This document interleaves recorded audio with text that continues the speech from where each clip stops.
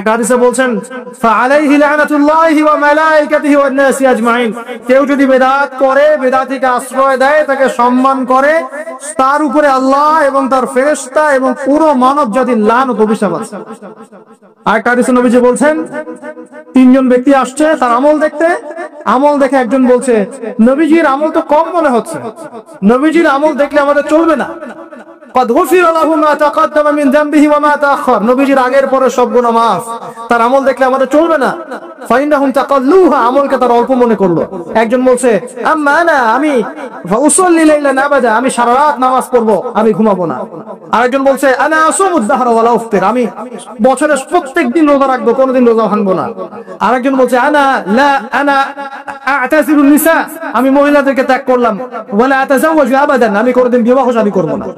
এবার নবী সাল্লাল্লাহু আলাইহি ওয়াসাল্লাম এসে বলছেন আনতুম কুলতুম কাযা ওয়া কাযা, তোমরা কি এরকম কথা বলছিলে? ওয়াল্লাহি, আমি আল্লাহর কসম করে বলছি, ওয়া ইন্নী লা আখশাকুম লিল্লাহি ওয়া আতকাকুম বিহি, আমি তোমাদের চাইতে বেশি আল্লাহকে ভয় করি এবং আমি তোমাদের মধ্যে বেশি মুত্তাকি মানুষ, তোমাদের মধ্যে সবচেয়ে মুত্তাকি আমি এবং আমি সবচেয়ে বেশি আল্লাহকে ভয় করি।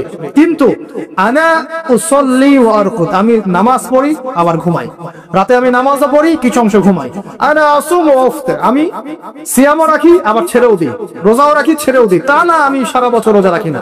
আনা আতাযাওয়াজু নিসা, আমি যে বিয়ে শাদী করেছি, আমার স্ত্রী আছে, আমার একাধিক স্ত্রী আছে।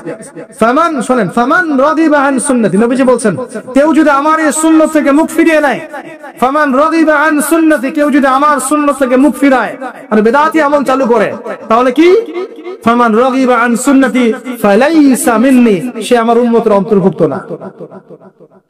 এই হাদিস যথেষ্ট। নবীর সুন্নাত যখন যেটা যেভাবে পাবেন সেইভাবে আমল করবেন, এর বাইরে কোনো তরিকা ফলো করতে গেলে কি হবে?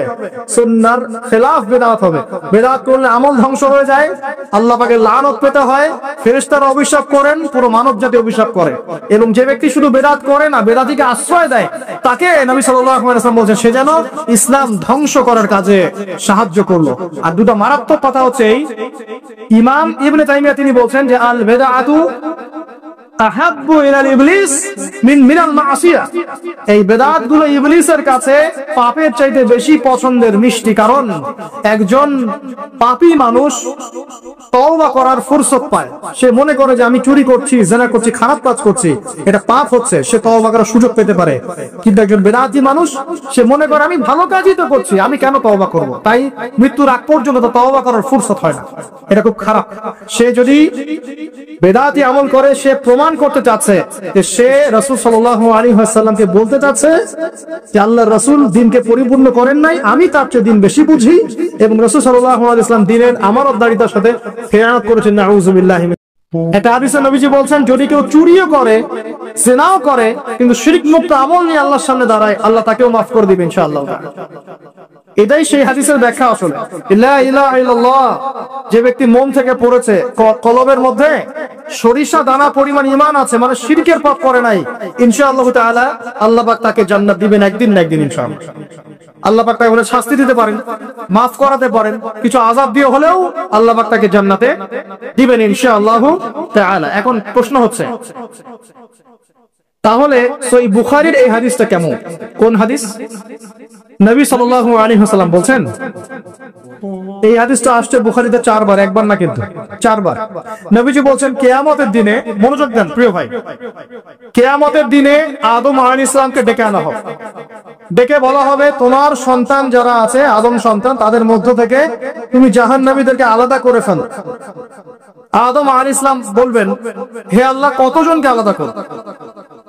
আল্লাহ পাক বলবেন প্রতি 1000-এ 999 জনকে জাহান্নামের জন্য আলাদা করে দাও। নাউযুবিল্লাহ বলবেন, প্রতি 1000-এ 999 জনকে জাহান্নামের জন্য আলাদা করে দাও। সহিহ বুখারীতে 4 বার আছে, একবার না, 4 বার। এবার সাহাবীরা কিন্তু একটু বিচলিত হয়ে পড়লেন। তিনি বলেন ইয়া রাসূলুল্লাহ তাহলে কিভাবে হবে? নবী সাল্লাল্লাহু আলাইহি ওয়াসাল্লাম বলছেন আশ্বস্ত হও, জান্নাতীদের কাতার হবে 120টা। কয়টা? 120টা। তার মধ্যে 80টা কাতার হবে আমার উম্মতে মুহাম্মাদের ইনশাআল্লাহ। এবং এই হাদিসটাও শোনালেন যে যে ব্যক্তি এই উম্মতের মধ্যে আল্লাহর সাথে শিরক না করে মারা যাবে, আল্লাহ পাক তাকে মাফ করে দিবেন ইনশাআল্লাহ। তাহলে প্রশ্ন, এত পার্সেন্টেজ, হিউজ পার্সেন্টেজ মানুষ কেন তাহলে জাহান্নামে যাচ্ছে? তাদের আমলনামায় কোন পাপটা থাকতে পারে যার কারণে তারা জাহান্নামে যাচ্ছে? উত্তর দেন দেখি। আল্লাহ পাক কিন্তু বলে দিয়েছেন, আল্লাহ পাক শিরক ছাড়া যে কোনো গুনাহ যাকে ইচ্ছা মাফ করতে পারেন। তাহলে এত বেশি মানুষ কেন জাহান্নামে যাচ্ছে? উত্তর, তাদের আমলনামায় কোন পাপ থাকতে পারে? শিরক। এবার আসেন, ইবলিস এবং তার অনুসারীরা উম্মতে মুহাম্মাদীকে বিভ্রান্ত করার জন্য এই শিরকের একটা ব্যাপক সয়লাব ছড়িয়ে দিয়েছে সমাজের মধ্যে। আমি খুব শর্ট করে বোঝাবো। আরেকটা হাদিস বলবো তার আগে আপনাকে, সেটা হলো এই উম্মতের 70,000 মানুষ কিন্তু আবার বিনা হিসাবে জান্নাতে যাবে। এই উম্মতের 70,000 মানুষ বিনা হিসেবে জান্নাতে যাবে, যারা 1 নাম্বার পাখি উড়িয়ে ভাগ্য গণনা করে না। যারা পাখির সাথে ভাগ্য গণনা করে, শিরকের সাথে সম্পর্ক আছে কি নাই? আচ্ছা। যারা আগুনের শেখা টাকা দিয়ে আগুনের উল্কি অঙ্কন করে চিকিৎসা পদ্ধতি গ্রহণ করে না। যারা হারাম অবৈধ কোনো ঝাড়ফুঁক গ্রহণ করে না, যে তাবিজ কবজ কবিরাজি করে না, কুফরি কালাম করে ঝাড়ফুঁক করছে না, এগুলো করে না। যারা সর্বাবস্থায় আল্লাহর উপর তাওয়াক্কুল করে, 70,000 এমন মানুষ বিনা হিসেবে জান্নাতে যাবে। এটাও মাথায় নেন। এবার সামনে আসেন, ইবলিস এবং তার অনুসারীরা কিভাবে শিরক ছড়িয়েছে? কয় ভাবে? উত্তর, 3 ভাবে। কয় ভাবে? 3 ভাবে। আশ-শিরকু ফিল আকীদা, শিরক ছড়িয়েছে বিশ্বাসের মধ্যে। যেমন কিছু মানুষ বিশ্বাস করে এখন এই যুগে, এবং এই যুগের এদের সংখ্যা বেশি, তারা বিশ্বাস করে যে আল্লাহ এই মহাবিশ্ব সৃষ্টি করেন নাই, এই মহাবিশ্ব সৃষ্টি হয়েছে বিগ ব্যাং থেকে। এই কনসেপ্টে মানুষ নাই। কুরআনে সূরা আম্বিয়ার মধ্যে একটা কথা আছে, আওয়ালাম ইয়ারাল্লাযীনা কাফারু আন্না আস-সামাওয়াতি ওয়াল আরদা কানাতা রাতকান ফাফাতাকনাহুমা। আল্লাহ পাক বলেন, কাফেররা কি লক্ষ্য করে দেখে না যে আসমান সমূহ এবং জমিন একটা বিন্দুর মধ্যে ছিল একত্রিত, আমি এটাকে বিচ্ছিন্ন করে দিয়েছি।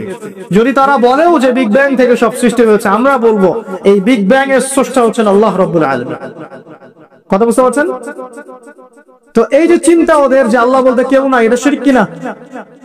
কেউ কেউ চিন্তা করছে যে আল্লাহ আছেন, আরো উপাস্য আছে, যেমন আল্লাহ, তার সন্তান নাউজুবিল্লাহ ঈসা আলাইহিস সালাম এবং পবিত্র আত্মা রূহুল কুদুস। এই সংখ্যায় লোক আছে কি নাই? এদের সংখ্যা কত বিশ্বে? 300-400 কোটি হবে কিনা? না না, আরো কম হবে, হয়তো বেশি বলে ফেলছে।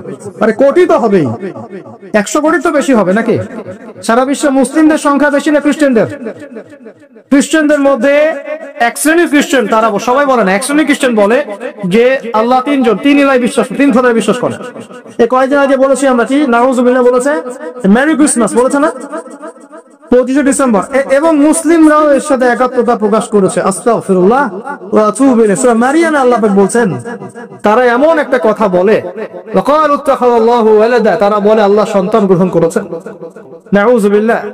লাকাদ জিতুম শাইআন ইদ্দা তাকাদু সামাওয়াতু ইয়াতাফাত্তারনা মিনহু ওয়া তানশাক্কুল আরদু ওয়া তাখিরুল জিবালু হাদ্দা। আল্লাহ পাক বলেন, কথার ওজনগুলো দেখেন। আল্লাহ পাক বলেন, যখন তারা বলে যে আল্লাহ সন্তান গ্রহণ করেছে, তখন আসমান নিজেই ফেটে পড়তে চায়, জমিন নিজেই চৌচির হতে চায়, এবং পাহাড়গুলো নিজেই থরথর করে কেঁপে ভেঙে পড়তে চায়।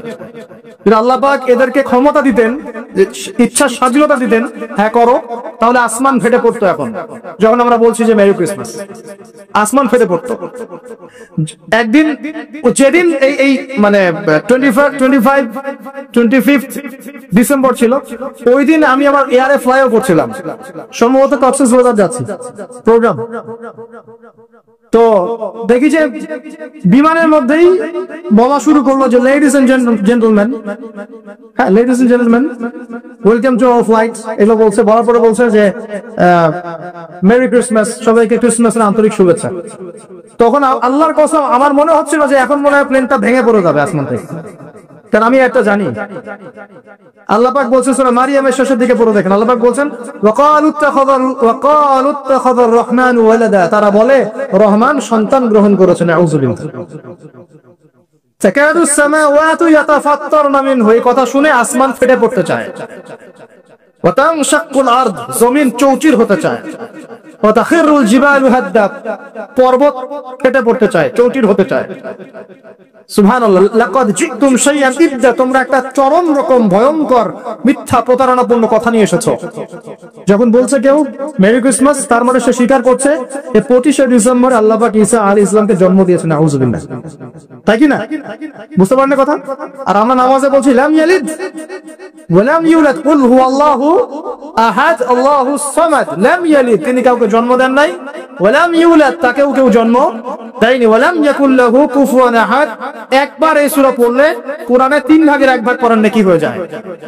3 বার পড়লে 1 খতম কোরআনের নেকি হয়ে যায়। এমনি এমনি হয় না, কারণ কোরআনের 3 ভাগের 1 ভাগ হচ্ছে আল্লাহর তাওহীদ। কোরআনের 3 ভাগের 1 ভাগ কি? আল্লাহর তাওহীদ। এই যে 3 ভাগের 1 ভাগ, আরেক ভাগ হচ্ছে হুকুম আহকাম, কি করবে কি করবে না। আরেক ভাগ হচ্ছে হিস্ট্রি, ইতিহাস, কি হয়েছে এই পর্যন্ত বিশ্বে। কোরআন 3 ভাগে ভাগ করতে পারবেন আপনি? প্রিয় ভাইরা, এটা শিরক কিনা? এবং কোটি কোটি মানুষ কি এই শিরকে বিশ্বাস করে কিনা? এখন ওই সমাজে গিয়ে যদি আপনি বলেন সামাজিকতার খাতিরে মেনে নিচ্ছি যে এটা শিরক, তারপরে আমি আপোষ করলাম, চলবে? এখন কিছু মানুষ সামাজিকতার দোহাই দেয়। সামাজিকতা কোন সমাজে? যে সমাজ আমাকে শিরক শেখায় ওই সমাজ, যে সমাজ আমাকে হারাম খাওয়া শেখায় সেই সমাজ, যে সমাজে মানুষ বেদাতি আমল করে সেই সমাজ। কোন সমাজের পূজা করবেন? কোন সমাজের ইত্তেবা করবেন? যেই সমাজ নবী সাল্লাল্লাহু আলাইহি ওয়াসাল্লামের আদলে গড়া সমাজ, সেই সমাজের আমরা তাবেদারি করব ইনশাআল্লাহ। আর যেই সমাজ জাহেলিয়াতের আদলে গড়া, সেই সমাজে তাবেদারি করতে হবে। আল্লাহ পাক বোঝার তৌফিক দান করুন। তো এই যে কিছু মানুষ এখানে শিরক করছে, তারপর কিছু মানুষ কি বলছে যে গ্রহ নক্ষত্র চন্দ্র সূর্যের উপাসনা করা যায়, করছে না মানুষ? কিছু মানুষ কবর পূজা করছে কিনা? করছে কিনা? কিছু মানুষ মাজারের পূজা করছে কিনা? কিছু মানুষ মৃত ব্যক্তির কাছে নজর মানত করে কিনা? কিছু মানুষ মৃত ব্যক্তির কাছে যে কুরবানি জবাই করে কিনা? কিছু মানুষ এই যে জাদুবিদ্যার চর্চা করছে কিনা? তারপরে যে ভাগ্য গণনা করছে কিনা রাশিফল দেখে? কিছু মানুষ টিয়া পাখির মাধ্যমে ভাগ্য গণনা করছে কিনা? প্রত্যেকটা রন্ধে রন্ধে শিরক। প্রথম শিরক হচ্ছে আকীদার, বিশ্বাসের। আল্লাহ ছাড়া কেউ সন্তান দিতে পারে, বিশ্বাস করলে শিরক। আল্লাহ ছাড়া কেউ আমাকে পরকালে বাঁচাবে, বিশ্বাস করলে শিরক। আল্লাহ ছাড়া কেউ আমাকে ভালো করতে পারে, বিশ্বাস করলে শিরক। খারাপ করতে পারে, বিশ্বাস করলে শিরক। আল্লাহ ছাড়া কেউ উপকার অপকার করতে পারে, বিশ্বাস করলে শিরক। আল্লাহ থেকে সব হয়, এই কনসেপ্টের বাইরে গেলেই শিরক হয়ে যাবে। সবকিছু কার থেকে হয়? তো এই যে লা ইলাহা ইল্লাল্লাহ একটা আকীদার বিষয়, প্রথমে আকীদার মধ্যে শিরক ঢুকেছে। একটা শিরক ঢুকেছে আমলের মধ্যে, আশ-শিরকু ফিল আমাল, আমলগুলোর মধ্যে। কি রকম? এই যে আল্লাহ বাদ দিয়ে অন্য কাউকে সিজদা করা, আল্লাহ বাদ দিয়ে অন্য কারোর জন্য নজর মানত করা, আল্লাহ বাদ দিয়ে অন্য কারোর জন্য যে আপনি কুরবানি করছেন, হ্যাঁ, আল্লাহ ছাড়া অন্য কারোর কাছে দোয়া করছেন, সবই শিরক। এই যে আপনি হাতের মধ্যে একটা বালা পরে আছে, বালাটা খুলতে বললে খোলেন না, কেন খোলেন না? আপনার ধারণা এটা খুলে ফেললে আপনার ক্ষতি হবে, রোগ আর ভালো হবে না। এই যে আকীদা, শিরকি আকীদা, শিরকি আকীদা, টাটকা শিরকি আকীদা। যদি মনে করেন যে এটা খুললে, এই যে আংটি একটা পরেছেন, মনে করেন এই নিয়তে পরে থাকেন যে এই আংটি পরার পরে আমার রোগ ভালো হবে, টাটকা শিরকি আকীদা। এমনি যদি পরেন সৌন্দর্য বর্ধনের জন্য পরেছি, কোনো সমস্যা নাই, ইন্নামাল আমালু বিন্নিয়াত। কিন্তু যদি এই নিয়তে পরেন এই আংটিটা পরলে আমার রোগটা ভালো হবে, খুললে আর রোগ ভালো হবে না, ব্যাস শিরক হয়ে গেছে। তারপরে বিয়ে হচ্ছে না, তাবিজ করতেছে, তাবিজ করলে বিয়ে হবে, শিরক হয়ে যাবে। আবার একজন একজনকে ভালোবাসে, অবৈধ ভালোবাসা, বৈধটা না, অবৈধটা।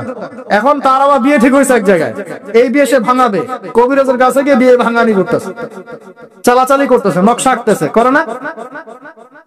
স্বামী স্ত্রীর কথা শোনে না, স্ত্রী চলে গেছে কবিরাজের কাছে, গিয়ে বলছে আমার স্বামী আমার কথা শোনে না, তাবিজ করবো, তাবিজ দেন। স্বামী ঘুমায়, বালিশের নিচে দেখে তাবিজ।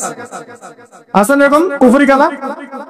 সবই সে। কেউ জাদুবিদ্যার চর্চা করতেছে মানুষ এখন। এবং বিশ্বাস করেন, আমি একটা নিউজ দিই আপনাদেরকে, এখন বিশ্বের একটা অংশের মানুষ সত্যি সত্যি ব্ল্যাক ম্যাজিক বা কালো জাদু করে। ব্ল্যাক ম্যাজিক বা কালো জাদুর চর্চা হচ্ছে, আবার নতুন করে বিশ্বে কালো জাদুর চর্চা হচ্ছে। এবং এর সাথে কিন্তু জিউসরা সম্পৃক্ত আছে। কারা সম্পৃক্ত? ওই যে যারা প্যালেস্টাইন কেড়ে নিয়েছে, ওরাও সম্পৃক্ত আছে। তো খেয়াল রাখতে হবে এগুলো থেকে বাঁচার জন্য কি করব? বাঁচার জন্য প্রতিদিন 5 ওয়াক্ত নামাজ, পবিত্র অবস্থায় থাকার চেষ্টা করা, সকাল সন্ধ্যার মাসনুন দোয়া কালামগুলো পড়বেন হিজবুল মুসলিম বই থেকে। আর এই যে আপনার কোরআন তেলাওয়াত, ডেইলি একটু করে কোরআন তেলাওয়াত করলে ইনশাআল্লাহ এই ধরনের চোখ লাগা, বদনজর, জাদুটোনা সবকিছু পরাজিত হয়ে যাবে ইনশাআল্লাহ তাআলা। বহু মানুষ জিনের উপাসনা শুরু করেছে, হ্যাঁ জিন তাবে করছে, জিনকে দিয়ে কাজ করাচ্ছে। এগুলো তো সায়েন্স বিশ্বাস করে না, করে? জিন জাতির অস্তিত্ব আছে কি নাই?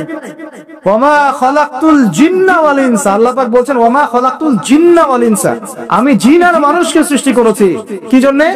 ইল্লা লিয়াবুদুন, আমার ইবাদত করার জন্য। আমাদের সবার সাথেই একটা করে শয়তান জিন আছে, আছে না নাই? আছে। বাথরুমে যান না, বাথরুমে যাওয়ার সময় কি দোয়া পড়েন? আল্লাহুম্মা ইন্নী আউযু বিকা মিনাল খুবসি আর খাবাইস, মানে কি? খুবসি আর খাবাইস মানে কি? দুষ্ট, নোংরা জিন, শয়তান। তো সুলাইমান আলাইহিস সালামের যুগ থেকে জাদুবিদ্যার চর্চা চলে আসছে এবং আমাদের নবী মুহাম্মদ সাল্লাল্লাহু আলাইহি ওয়াসাল্লামকেও কিন্তু জাদু করা হয়েছিল, জানেন না? আমাদের নবী সাল্লাল্লাহু আলাইহি ওয়াসাল্লামের মাথার চুল মোবারককে নিয়ে জাদু করেছিল এক ইহুদি মহিলা, ঠিক আছে?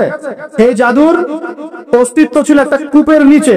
আলী রাদিয়াল্লাহু আনহু গিয়ে সেটাকে খুঁজে বের করেন, রাসূল সাল্লাল্লাহু আলাইহি ওয়াসাল্লামের সামনে ওটা ধ্বংস করে দেওয়া হয়। এরপরে এই সময় নাজিল হয় কুল আউযু বিরাব্বিল ফালাক মিন শাররি মা খালাক ওয়া মিন শাররি গাসিকিন ইযা ওয়াকাব ওয়া মিন শাররিন নাফাসাতি ফিল উকাদ। এটা হচ্ছে জাদুর আয়াত। ওয়া মিন শাররিন নাফাসাতি ফিল উকাদ ওয়া মিন শাররি হাসিদিন ইযা হাসাদ।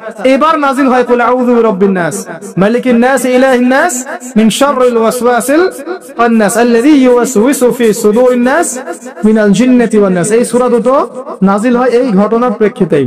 আমরা তো শানে নজুল অনেকে জানি না। তো এইগুলো এখন শিরকি আকীদা আমাদের সমাজে চলছে। আবার একটা কি, কথার মধ্যে শিরক চলছে, কথা। আমরা বলছি আমরাই সমস্ত ক্ষমতার অধিকারী, বলছে কিনা? এরকম কথা শোনা যায় না? আর তাবারাকাল্লাযী বিয়াদিহিল মুলক মানে কি? বরকতময় সেই সত্তা যার হাতে সমস্ত ক্ষমতা, রাজত্ব। তাবারাকাল্লাযী বিয়াদিহিল মুলক, তিনি বরকতময় সত্তা যার হাতে সমস্ত ক্ষমতা। আমরা বলি লা হাওলা ওয়ালা কুওয়াতা ইল্লা বিল্লাহ, কোন শক্তি সামর্থ্য নাই কে ছাড়া? আল্লাহ ছাড়া। আর আমরা এদিকে বলছি সমস্ত ক্ষমতা আমাদের হাতে। এটা কি শিরক হচ্ছে না? শিরক হচ্ছে। আমরা বলি, অনেক সময় বলে ফেলি, ভাই কেমন আছেন? হ্যাঁ ভাই আপনার দোয়ায় ভালো আছে। আপনি কি আমার দোয়ায় ভালো আছেন? আপনাকে বলতে হবে যে আলহামদুলিল্লাহ, আল্লাহর ইচ্ছায় অতঃপর আপনার দোয়ায় ভালো আছে। কথা খুব সাবধানে, আলহামদুলিল্লাহ আল্লাহর ইচ্ছায় এবং অতঃপর আপনার দোয়ায় ভালো আছে। অতঃপর বলতে হবে, অতঃপর, এবং না, অতঃপর। বলছে মা কেমন আছে? ভালো আছে, ডাক্তার ভালো ছিল, না হলে মাকে বাঁচানো যেত না, ব্যাস শিরক হয়ে গেল। বলছে নৌকাটা ডুবে যাচ্ছিল, মাঝি ভালো ছিল, না হলে নৌকা ডুবে যেত। ড্রাইভারটা ভালো ছিল, না হলে রাস্তা নির্ঘাত অ্যাক্সিডেন্ট হয়েছে। এইটা কথা আমরা চলতে ফিরতে শিরক করতেছি। এই যে মেয়ে ছেলেরা বল তোমাকে ছাড়া বাঁচবো না, বেঁচে থাকে কি হবে আপনার? যদি একটা মেয়ের জন্য জীবন দিয়ে দেন, তাহলে আল্লাহর জমিনে আপনি আল্লাহর জন্য কি করবেন? এই যে অনেক গানও আছে দেখবেন, অনেক গানের লিরিক্স গুলো, ম্যাক্সিমাম গানের লিরিক্স এর মধ্যে দেখবেন শিরকি কথা আছে। খেয়াল করে দেখবেন, ম্যাক্সিমাম গানের লিরিক্স এর মধ্যে শিরকি কথা আছে। কিন্তু আপনারা একটু খেয়াল করে দেখবেন, অনেক গানের লিরিক্স আছে এগুলো কিন্তু শিরকি কথা, আল্লাহর সাথে দ্রোহিতা হচ্ছে কিনা? তো এই কথায় তিনটা ক্ষেত্র বললাম, কথায়, কাজে এবং চিন্তায়। এই তিনটা ক্ষেত্রে মুসলিম সমাজের মধ্যে এখন শিরক বিরাজ করছে। এটা আমাদের উম্মতের সবচেয়ে বড় সমস্যা এখন। আল্লাহ পাক আমাদের সবাইকে শিরক মুক্ত আমল করার তৌফিক এনায়েত করুন, সকলে বলি আমিন। তাহলে কি করতে হবে? আমি কয়েকটা বই পড়ার পরামর্শ দিচ্ছি। কিতাবুত তাওহীদ একটা বই আছে, শিরক সম্পর্কে অনেক বিস্তারিত আলোচনা করা আছে, এটা পড়তে পারেন। তারপরে কোরআন সুন্নাহর আলোকে ইসলামী আকীদা একটা বই আছে, এটা পড়তে পারেন। আকীদা তাহাবিয়াটা পড়তে পারেন। আর শিরক সম্পর্কে আরো অনেক বইপত্র বাজারে বের হয়েছে, শিরক কি ও কেন ইত্যাদি টাইপের। এগুলো পড়লে আপনি শিরকের ধারণা পাবেন ইনশাআল্লাহ তাআলা। আল্লাহ পাক আমাদের সবাইকে শিরক মুক্ত আমল করার তৌফিক এনায়েত করুন, সকলেই বলি আমিন। আর একটা কথা বলি শিরক সম্পর্কে, সেটা হলো আধুনিক সময়ে কিন্তু নতুন একটা শিরক চালু হয়েছে, এটা শুনে রাখেন। সেটা কি? আল্লাহর যত হালাল আছে এগুলোকে মানুষ হারাম করছে দিন দিন, আর আল্লাহ পাকের হারাম গুলোকে হালাল করছে দিন দিন।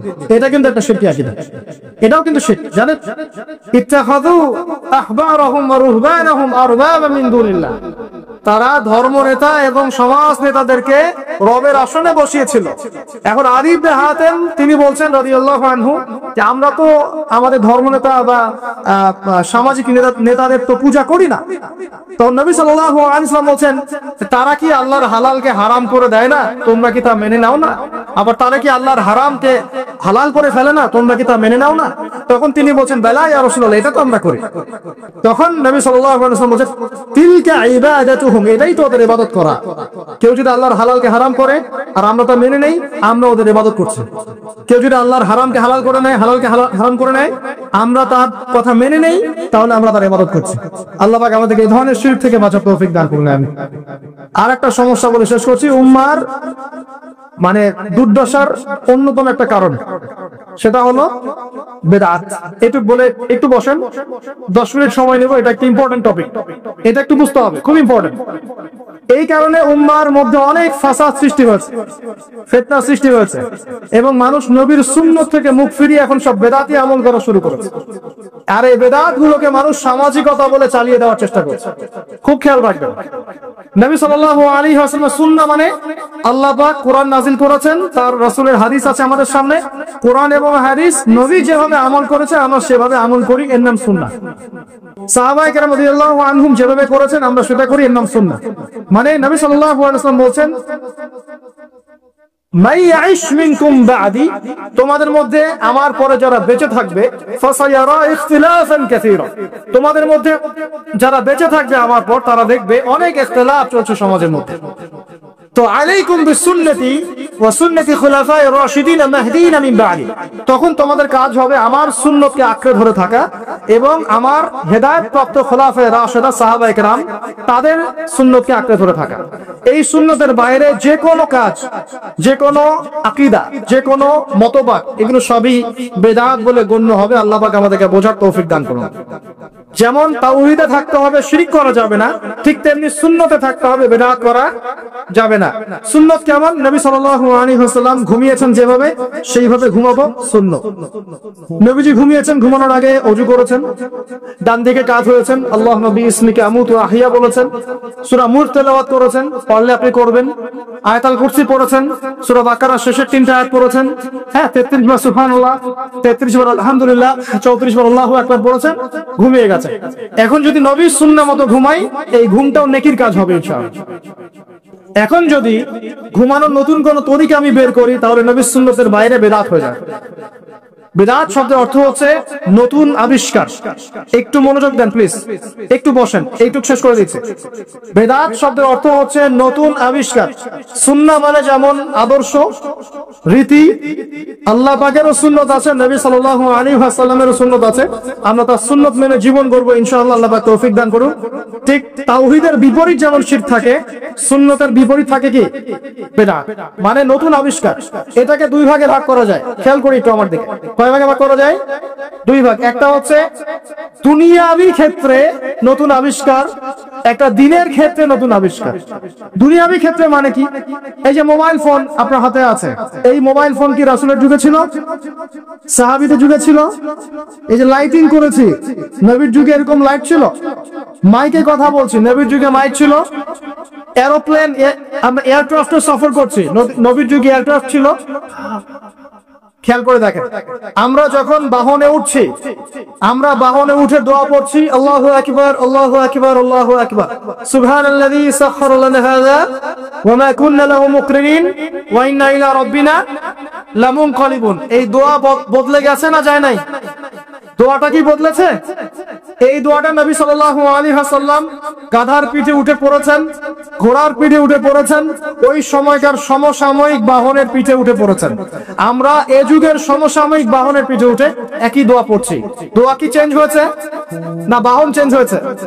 এই যে বাহন যে পরিবর্তন হচ্ছে, এটা টেকনোলজি না, প্রযুক্তি, টেকনোলজি। এটা হচ্ছে দুনিয়ার ক্ষেত্রে বেদাত, যেটা সম্পূর্ণ জায়েজ। কথা বুঝতে পারছেন? এটা সম্পূর্ণ জায়েজ যতক্ষণ পর্যন্ত না স্পষ্ট কোনো দলিল পাওয়া যাচ্ছে এটার। এই ক্ষেত্রে কেমন? নবী সাল্লাল্লাহু আলাইহি ওয়াসাল্লাম বলেন, মান আহদাথা ফি আমরিনা হাযা, সহিহ মুসলিম হাদিস নাম্বার 1718।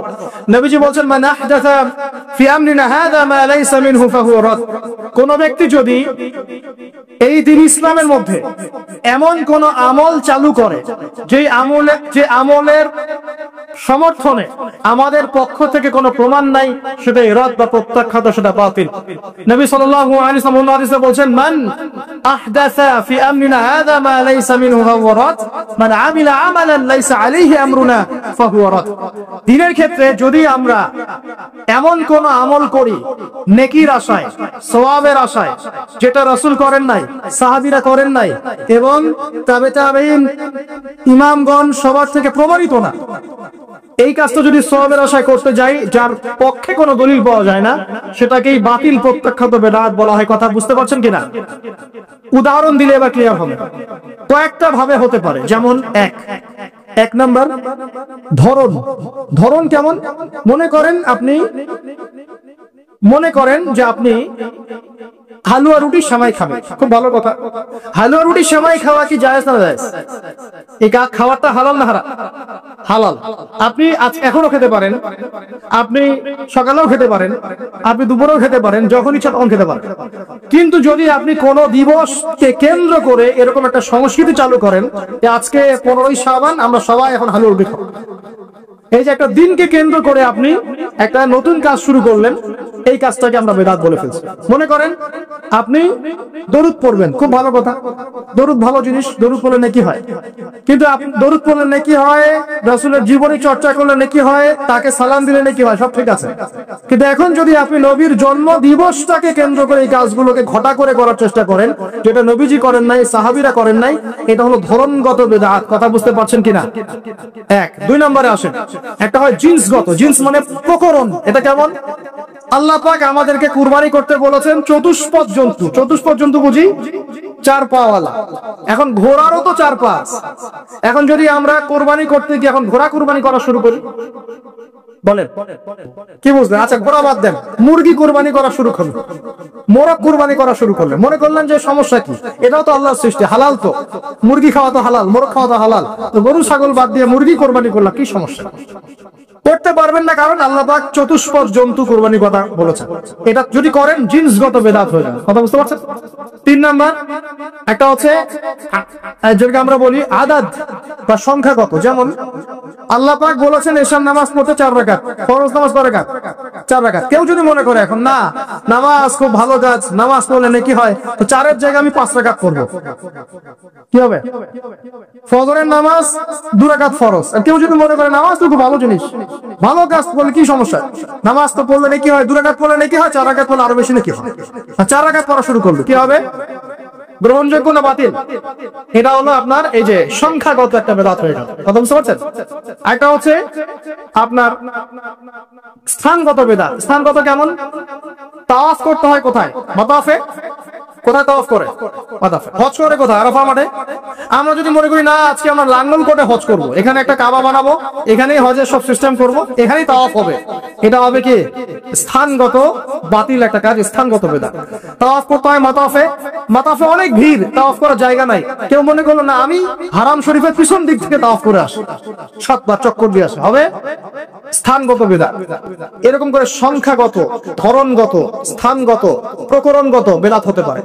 আবার পদ্ধতিগত হতে পারে, কাইফিয়াত। যেমন ওযু করতে হয়, প্রথমে বিসমিল্লাহ বলেন, এই যে হাত ধুচ্ছেন, কুলি করছেন, নাকে পানি দিচ্ছেন, তাই না? তারপরে কনুই ধুচ্ছেন, আস্তে আস্তে পা ধুচ্ছেন। এখন আপনি চিন্তা করলেন যে ওযু তো ওযুই, হাত ধোয়া পা ধোয়া নিয়েই কথা, আমি আগে পাটা ধুই, তারপরে মাথা মাসা করি, তারপরে হাত ধুবো কনুই পর্যন্ত, তারপরে কুলি করে ওযু মাশাআল্লাহ সারা। পদ্ধতি নতুন বানালেন, এটা কি হবে? পদ্ধতিগত বিদআত। বিদআতের কেন করে মানুষ? অজ্ঞতা বশত, হঠকারিতা বশত, দলিল না থাকার কারণে, জাল দলিল পেশ করার কারণে। কেন মানুষ করে? মানুষ করে দুনিয়ার স্বার্থগত কারণে, লৌকিকতার কারণে, মানুষকে সন্তুষ্ট করার কারণে। কি পরিণতি হবে? 2-4টা হাদিস বলে শেষ করছে। একটু শুনেন, নবী সাল্লাল্লাহু আলাইহি ওয়াসাল্লাম বলছেন আমি সবার আগে হাউজে কাউসারে যাব, যাওয়ার পরে আমি তোমাদের জন্য অপেক্ষা করতে থাকবো, আর মানুষ আমার সামন দিয়ে চলে যাবে। মান মাররা আলাইয়া শারিবা, যে আমার সামন দিয়ে যাবে সে এই হাউজে কাউসারের পানি পাবে আমার কাছে। ফামান শারিবা লাম ইয়াজমা আবাদা, কেউ যদি একবার পান করে সে কখনো পিপাসার্ত হবে না। হাউজে কাউসারের পানি হবে মধুর চেয়ে মিষ্টি, দুধের চেয়ে সাদা, একবার পান করলে আর কখনো পিপাসার্ত হবে না। এবার নবী সাল্লাল্লাহু আলাইহি ওয়াসাল্লাম বলেন, খেয়াল করেন, নবীজি বলেন সুম্মা ইউহালু বাইনি ওয়া বাইনাকুম, এরপর আমার এবং তাদের মাঝখানে হঠাৎ একটা পর্দা পড়ে যাবে। আমি বলবো ইন্নাহুম মিন্নি, তার তো আমার উম্মত, পর্দা কেন পড়ে গেল, কেন পর্দা পড়ে গেল? নবী সাল্লাল্লাহু আলাইহি ওয়াসাল্লামকে বলা হবে ইন্নাকা লা তাদরি, ইন্নাকা লা তাদরি, হে নবী আপনি জানেন না, মা আহদাসু বা'দাক, তারা আপনার ইন্তেকালের পরে দিনের মধ্যে কত নতুন নতুন বেদাত আমল এবং আকীদা চালু করেছিল, আপনি জানেন না। নবীজি তখন বলবেন সুখান সুখান, দূর হয়ে যাও, দূর হয়ে যাও, লিমান গায়্যারা বা'দি, যারা আমার পরে দিনকে পরিবর্তন করেছো তারা এখান থেকে দূর হয়ে যাও। অন্য হাদিসে আসছে নবী সাল্লাল্লাহু আলাইহি ওয়াসাল্লাম বলেন মান আহদাসা হাদাসান, কেউ যদি কোনো বেদাত করে, ওয়া আওয়া মুহদিসান, এবং বেদাতিকে সম্মান করে আশ্রয় দেয়, সে যেন ইসলাম ধ্বংস করার কাজে সাহায্য করলো। এক হাদিসে বলছেন ফাআলাইহি লানাতুল্লাহি ওয়া মালাইকাতিহি ওয়ান নাসি আজমাইন, কেউ যদি বেদাত করে, বেদাতিকে আশ্রয় দেয়, তাকে সম্মান করে, তার উপরে আল্লাহ এবং তার ফেরেশতা এবং পুরো মানব জাতির লানত অভিশাপ আছে। আরেকটা হাদিসে নবীজি বলছেন তিনজন ব্যক্তি আসছে তার আমল দেখতে, আমল দেখে একজন বলছে নবীজির আমল তো কম মনে হচ্ছে, নবীজির আমল দেখলে আমাদের চলবে না। قد غفر له ما تقدم من ذنبه وما تأخر, নবীজির আগের পরে সব গুনাহ মাফ, তার আমল দেখলে আমাদের চলবে না। ফাইন্নাহুম তাকাল্লুহা, আমলকে তার অল্প মনে করলো। একজন বলছে আম্মা আনা, আমি ফাউসাল্লি লাইলান আবাদা, আমি সারা রাত নামাজ পড়বো, আমি ঘুমাবো না। আরেকজন বলছে আনা আসুমুদ দাহরা ওয়ালা উফতির, আমি বছরের প্রত্যেকদিন রোজা রাখবো, কোনোদিন রোজা ভাঙবো না।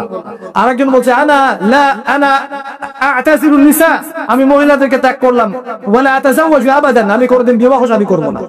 এবার নবী সাল্লাল্লাহু আলাইহি ওয়াসাল্লাম এসে বলছেন আনতুম কুলতুম কাযা ওয়া কাযা, তোমরা কি এরকম এরকম কথা বলছিলে?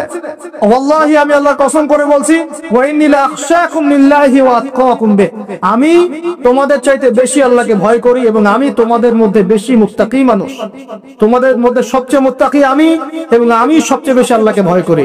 কিন্তু আনা উসাল্লি ওয়া আরকুদ, আমি নামাজ পড়ি আবার ঘুমাই, রাতে আমি নামাজও পড়ি, কিছু অংশ ঘুমাই।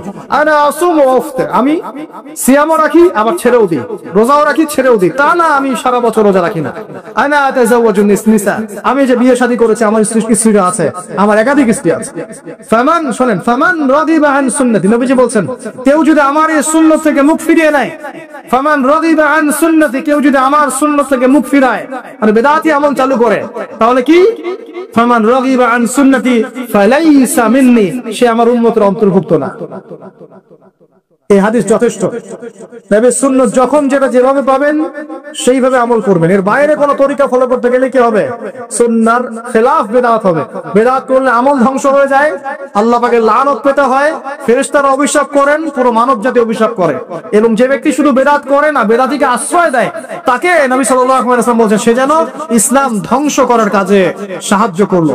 আর দুটো মারাত্মক কথা হচ্ছে এই, ইমাম ইবনে তাইমিয়া তিনি বলছেন যে আল বেদাআতু আহাব্বু ইলাল ইবলিস মিনাল মাসিয়া, এই বেদাতগুলো ইবলিসের কাছে পাপের চাইতে বেশি পছন্দের মিষ্টি। কারণ একজন পাপী মানুষ তওবা করার ফুরসত পায়, সে মনে করে যে আমি চুরি করছি, জিনা করছি, খারাপ কাজ করছি, এটা পাপ হচ্ছে, সে তওবা করার সুযোগ পেতে পারে।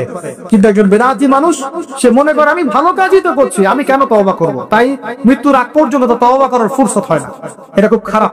সে যদি বেদাতি আমল করে, সে প্রমাণ করতে চাচ্ছে যে সে রাসূল সাল্লাল্লাহু আলাইহি ওয়াসাল্লামকে বলতে চাচ্ছে যে আল্লাহর রাসূল দ্বীনকে পরিপূর্ণ করেন নাই, আমি তার চেয়ে দ্বীন বেশি বুঝি, এবং রাসূল সাল্লাল্লাহু আলাইহি ওয়াসাল্লাম দ্বীনের আমানতদারিতার সাথে খেয়ানত করেছেন। নাউযুবিল্লাহি।